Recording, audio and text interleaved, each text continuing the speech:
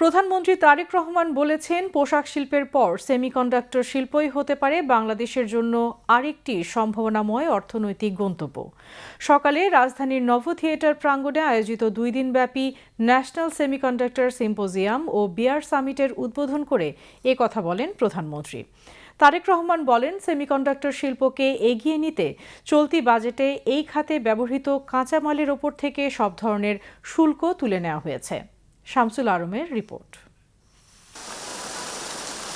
Semiconductor খাতের বিকাশ এবং এ খাতে কর্মসংস্থান সৃষ্টির লক্ষ্যে ন্যাশনাল সেমিকন্ডাক্টর সিম্পোজিয়াম অ্যান্ড বিয়ার সামিট 2026-এর আয়োজন।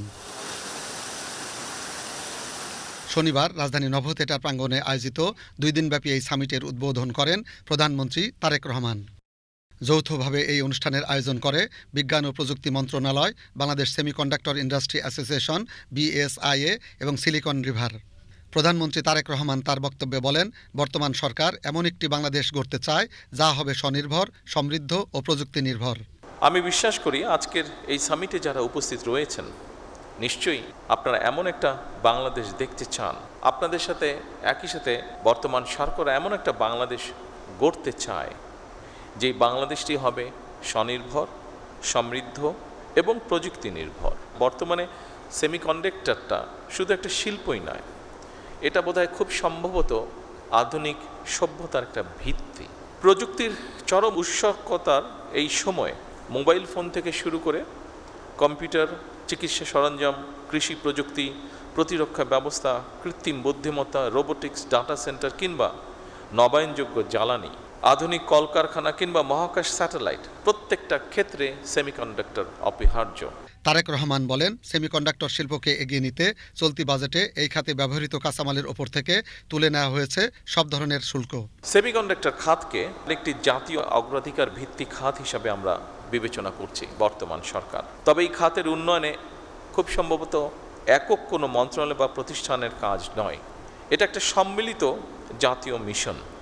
সেই লক্ষ্য পূরণের জন্য বর্তমান সরকার বিশেষ করে সেমিকন্ডাক্টর শিল্পকে এগিয়ে নিতে চলতি বাজেটে এই শিল্পের সঙ্গে জড়িতদের চাহিদা অনুযায়ী সেমিকন্ডাক্টর শিল্প তৈরির সকল কাঁচামালের উপরে সব ধরনের ট্যাক্স বা শুল্ক প্রত্যাহার করা হয়েছে। সেমিকন্ডাক্টর ডিজাইন সার্ভিসে রফতানি আয়ের উপরে নগদ ইনসেন্টিভ বা প্রণোদনা চালুর উদ্যোগও নেওয়া হয়েছে। একই সঙ্গে নতুন উদ্যোক্তা উদ্ভাবন বাস্তবায়নের জন্য সরকার প্রথমবারের মতন বছরে 500 কোটি টাকার স্টার্টআপ অনুদানও রেখেছে। সরকার সেমিকন্ডাক্টর শিল্পের জন্য ব্যবসাবান্ধব পরিবেশ তৈরির পরিকল্পনা বাস্তবায়নের কাজ শুরু করেছে জানিয়ে প্রধানমন্ত্রী বলেন, বিদ্যমান হাইটেক পার্কগুলোর আধুনিকায়নের পাশাপাশি একটি বায়োটেক পার্ক নির্মাণের পরিকল্পনাও রয়েছে সরকারের। আমাদের সামনে নিঃসন্দেহে বহুমাত্রিক চ্যালেঞ্জ আছে, দক্ষতার হয়তোবা ঘাটতিও আছে ক্ষেত্র বিশেষে, ল্যাবের সীমাবদ্ধতা আছেই, বিনিয়োগেরও হয়তো সীমাবদ্ধতা আছে, আন্তর্জাতিক বাজারে কঠিন প্রতিযোগিতাও রয়েছে। তবে সকল সীমাবদ্ধতাকে অতিক্রম করে এগিয়ে যাওয়ার অদম্য ইচ্ছাই কিন্তু আমাদের রয়েছে। আমি আজকের এই অনুষ্ঠানে এতটুকু আপনাদেরকে বলতে চাই, আমার সরকারের অবস্থান থেকে আপনাদের সেই অদম্য ইচ্ছাকে কাঙ্ক্ষিত লক্ষ্যে পৌঁছে দেবার জন্য সাধ্য এবং সামর্থ্যের সবটুকু দিয়ে ইনশাল্লাহ বর্তমান সরকার আপনাদের পাশে রয়েছে এবং থাকবে। আমাদের মেধাবী, তারুণ্য, দক্ষ এবং উদ্যমী জনশক্তির উদ্ভাবনী শক্তির উপরে ভর করে পোশাক শিল্পের পরে সেমিকন্ডাক্টর শিল্পই হতে পারে বাংলাদেশের জন্য আরেকটি সম্ভাবনায় অর্থনৈতিক গন্তব্য। এই লক্ষ্য বাস্তবায়নে আমি সংশ্লিষ্ট মন্ত্রণালয়, সরকারি সংস্থা, বিশ্ববিদ্যালয়, শিল্প খাত, প্রবাসী পেশাজীবী এবং উন্নয়ন সহযোগীদের সমন্বিতভাবে কাজ করার জন্য বিনীত আহ্বান জানাই। অনুষ্ঠানে অন্যান্যের মধ্যে বক্তব্য রাখেন বিজ্ঞান ও প্রযুক্তি মন্ত্রী ফকির মাহবুব আনাম, প্রধানমন্ত্রীর উপদেষ্টা রেহান আসিফ আসাদ, মন্ত্রণালয়ের সচিব মোহাম্মদ আনোয়ার হোসেন এবং BSIA এর সভাপতি M A জব্বার। অনুষ্ঠানে মূল প্রবন্ধ উপস্থাপন করেন প্রফেসর মোহাম্মদ মোস্তফা হোসেন। পরে প্রধানমন্ত্রী তারেক রহমান এ উপলক্ষে নভ থিয়েটার প্রাঙ্গণে আয়োজিত মেলার বিভিন্ন স্টল ঘুরে দেখেন।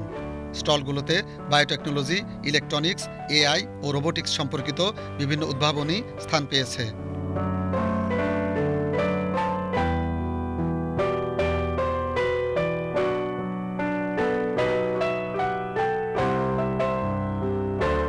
Shamsul Alam, BTV news.